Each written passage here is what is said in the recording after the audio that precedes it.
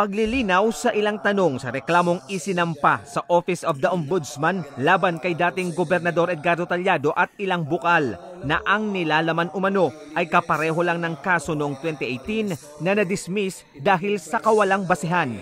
Ganito ibinuod ng legal counsel ni Tallado na si Attorney Don Colvera ang natanggap na kopya ng Order of Clarificatory Hearing sa reklamong graft na inihain ni na board members Winifredo Oco at Giancarlo de Lima sa Ombudsman.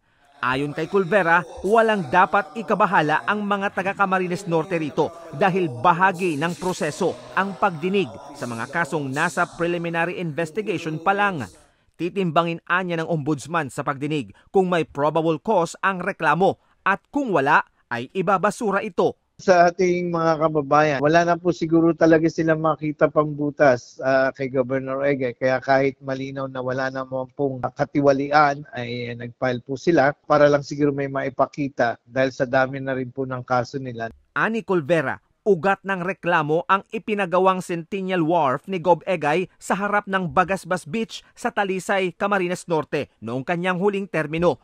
Sa barangay visitations, ipinapaliwanag din nito na layon sana niya sa wharf na kumita ang Camarines Norte ng higit 3 milyong piso kada buwan dito na ang malaking bahagi ay mapupuntaan niya sa sektor ng pangisdaan at turismo.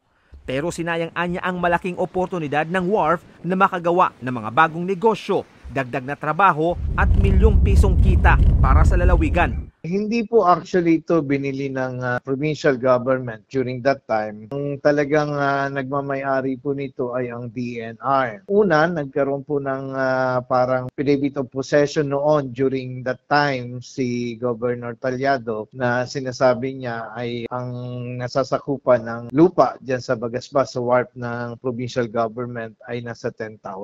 Pero yun po ay para lang maipakita po sa DNR that provincial government during that time ay handa magbayad ng tax dun po sa property na pwede pong ipalis ng DNR. However, nung pong nagkaroon ng resurvey dyan, lumabas po na ang pwede lang pong magawa ng wharf ay nasa 7,000 something square meters.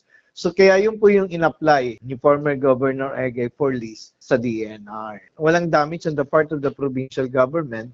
Kasi unang-una, nandiyan po yung project at yan po ay lahat dumaan sa proseso, dumaan sa tamang bidding at yan po ay makikita ninyo na nandyan sa Bagasbas. May mga structures po na nakapaikot, lilinawin po natin na hindi po yan kasama sa pag-aari po ng provincial government. At kung meron man pong mga struktura dyan, ay wala pong ginastos na kahit 5 po ang provincial government. Dahil yan po ay pinagawa ng pribadong kumpanya na meron pong sariling agreement sa DNR. Tingin ng kampo ng dating gobernador, nag-uungkat ng lumang issue ang mga kritiko ng kanyang kliyente na muling tumatakbong gobernador.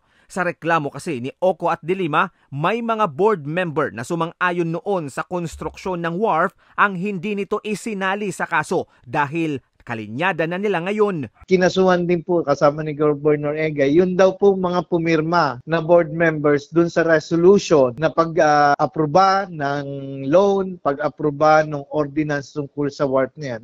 Nakakapagtaka, yung pong ibang board members na kakampi na nila ngayon ay hindi sinama sa demanda. Si board member Paul Gatchep, board member Rene Herrera, and board member Stanley.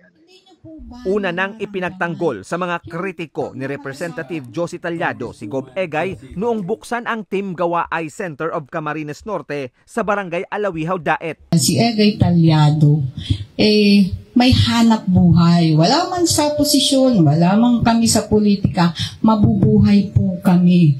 Hindi kami nagnanakaw sa kaban.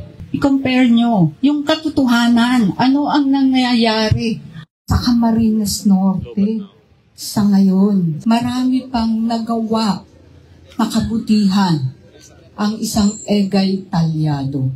So kung ano man po ang mga paninira nung nakaraan kaya natalo si Egay Tallado, sana po ngayon, sabi ko nga, maging bukas ang inyong mga mata, maging bukas ang inyong puso para muli nating maramdaman ang tunay na pagsiserbisyo ng isang Egay Tallado. wala sa posisyon, pero may mga dumarating na pondo. Walang kapatid na senador. Pero nandyan ang mga proyekto. Hindi po yan nakaposisyon, pero may mga taong nagtitiwala. Hinimok din nito ang mga Kamnorteño na maging mapanuri sa nababasa sa social media dahil naglipa na anya ang mga pekeng balita at paninira sa asawa.